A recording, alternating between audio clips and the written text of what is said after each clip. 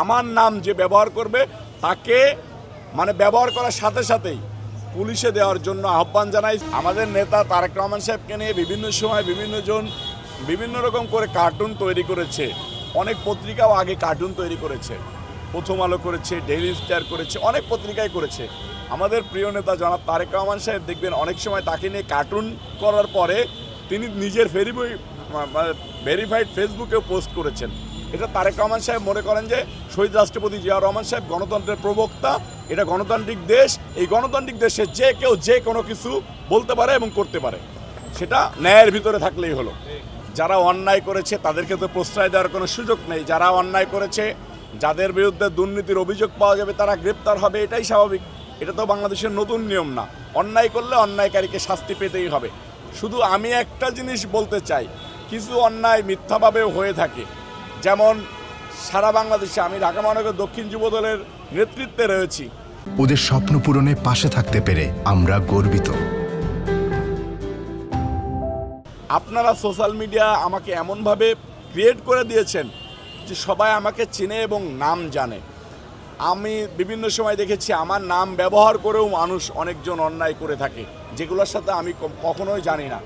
আমি যেমন কিছুক্ষণ আগে পার্টি অফিসে বলতেছিলাম যে কালকে আমাকে একটা বড় ভাই বলল যে এয়ারপোর্টে মনে হয় কোনো একটা দুর্ঘটনা ঘটছে, কী ঘটনা ঘটছে আমি সেটাও জানি না। আমাকে বললো যে এয়ারপোর্টের একটা ঘটনায় তোমার নাম বলা হয়েছে বা তোমার নাম ব্যবহার করা হয়েছে। আমি এর আগে দেখেছি মতিঝিলের একটা ঘটনায় আমার নাম ব্যবহার করেছে, আমি যেটা জানিও না। এরকম করে অনেক সময় অনেক লোক মানুষের নাম ব্যবহার করে অন্যায় কাজে লিপ্ত হয়, নেতাদের নাম ব্যবহার করে নিজেকে বেনিফিশিয়ারি করতে চায়। আমি পল্টন পার্টি অফিসে এসে আমাদের নেতাকর্মীদেরকে বললাম যে আমার নাম যে ব্যবহার করবে তাকে মানে ব্যবহার করার সাথে সাথেই পুলিশে দেওয়ার জন্য আহ্বান জানাইছি এবং পুলিশ প্রশাসনকে বলছি।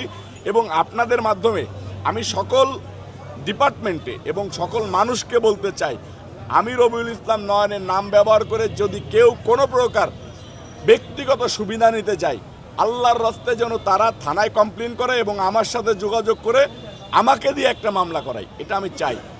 আমি দেখতেছি যে এরকম অন্যায়কারীরা নিজেরা অন্যায় করে অন্য মানুষের নাম দিয়ে আমাদের কেরিয়ারটা নষ্ট করে দিবে। কারণ জনাব তারেক রহমান সাহেব অন্যায়ের বিরুদ্ধে জিরো টলারেন্স আছে। তো যদি তারেক রহমান সাহেব তো জাস্টিফাই করার সুযোগ নাই, ওনার কাছে কোনো না কোনো ওয়েতে একটা মেসেজ চলে যাবে যে এই দিকে মনে হয় নয়ন অন্যায় করাইছে, তাহলে আমার কেরিয়ারটা শেষ হয়ে যাবে।